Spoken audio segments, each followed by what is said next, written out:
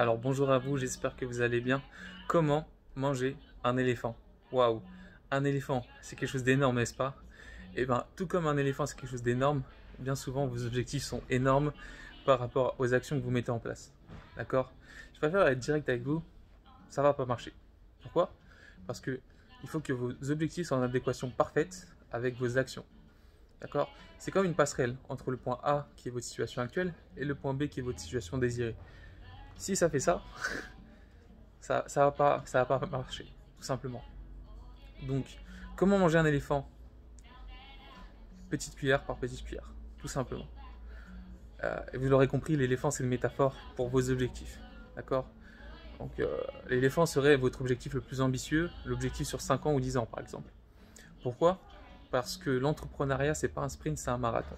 Et la plupart des gens surestiment ce qu'ils peuvent faire sur quelques jours ou quelques semaines, mais sous-estiment ce qu'ils peuvent faire sur des années. D'accord? Donc, vous devez avoir des objectifs, puis des sous-objectifs, des sous-sous-objectifs, et encore des sous-sous-sous-objectifs.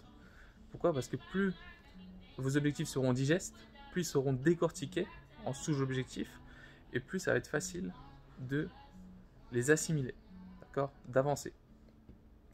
Et vous ne pouvez pas manger un gros morceau comme ça. Vous voyez, imaginez que vous allez dans un restaurant et que on vous serve une grosse côte de bœuf comme ça, et un truc énorme. Vous n'allez pas le manger d'un coup, vous allez le manger petit morceau par petit morceau. Et ben là c'est pareil. D'accord? Donc ce que je recommande à mes élèves, c'est par exemple tous les matins ils se lèvent 1 heure plus tôt et ils font ce qu'on appelle des rituels matinaux, c'est-à-dire qu'ils vont faire des petites actions qui sur du long terme vont apporter de gros résultats. Comme par exemple faire 7 minutes de sport, ou par exemple lire quelques pages de livres, ou par exemple faire quelques minutes de méditation. Et bien ça, petit morceau par petit morceau, ça va donner un gros morceau. D'accord? Ça peut donner même un éléphant. Donc, qu'est-ce que vous faites aujourd'hui qui va dans le sens de qui vous voulez devenir, qui va dans le sens de ce que vous voulez réaliser? C'est aussi simple que ça, mais il faut créer de la cohérence. D'accord? C'est-à-dire que vous devez avoir des objectifs sur 5 ans, sur 3 ans, sur 1 an, sur 6 mois, sur 3 mois, sur 1 mois, sur 2 semaines, sur 1 semaine, sur 3 jours, sur 1 jour. Enfin, tous les jours, en tout cas, des nouveaux objectifs. Et vous devez même créer ces objectifs de manière stratégique. Qu'est-ce que j'entends par stratégique? C'est qu'il y a certaines actions ou objectifs que vous avez qui ne sont pas forcément importants. D'accord? Il faut que tous vos objectifs aillent dans la même direction. C'est comme ça que vous allez avancer de manière exponentielle. D'accord? Si vous voulez, par exemple, devenir confiant et que vous pensez être timide, parce que être timide, ce n'est qu'une perception erronée de la réalité. Personne n'est timide en réalité. Mais c'est simplement la pensée qui crée la croyance, qui crée la réalité de la personne qui est timide. Eh bien, vous devez en fait y aller étape par étape. C'est-à-dire que si vous êtes timide, vous n'allez pas faire une conférence devant 100 personnes du jour au lendemain. Non. Vous allez peut-être aborder des personnes dans la rue pour leur demander l'heure, tout simplement. Ensuite, vous allez vous former sur la confiance en soi. Il y a des formations là-dessus, il y a des livres là-dessus.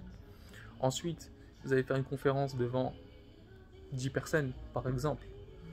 Puis devant 30 ou 40 personnes, et puis devant 100 personnes. Vous voyez, étape par étape, crescendo. C'est valable pour n'importe quoi. Si tu fais 2 cas par mois, et que tu veux faire 100 cas par mois, c'est toutes des constructions mentales différentes. Tu vois? Donc, tu peux pas passer de 2 cas à 100 cas en un mois. Et même si tu passerais aux 100 cas par mois, tu perdrais tout. Tu dépenserais tout du moins. Parce que ton système nerveux n'est pas habitué à cette somme-là. Il n'est pas branché à cette station radio. Tu vois? Donc, quels sont tes objectifs? Quels sont tes sous-objectifs? Quels sont tes sous-sous-objectifs? Quand est-ce que tu vas démarrer? Je te recommande de démarrer maintenant. Parce que le meilleur moment pour démarrer, c'était il y a 10 ans. Et le deuxième meilleur moment, c'est maintenant. D'accord? Il n'y a pas d'échec, il n'y a que des apprentissages. Et ces apprentissages vont te permettre d'avancer vers tes objectifs et donc te rapprocher de plus en plus vers ce que tu veux atteindre, vers qui tu veux devenir. Donc voilà, c'est tout pour cette vidéo. J'espère qu'elle t'aidera au moins un petit peu. C'est mon but. Et si c'est le cas, n'hésite pas à lâcher un petit like. N'hésite pas à mettre un commentaire parce que j'ai pas l'habitude de faire des vidéos comme ça.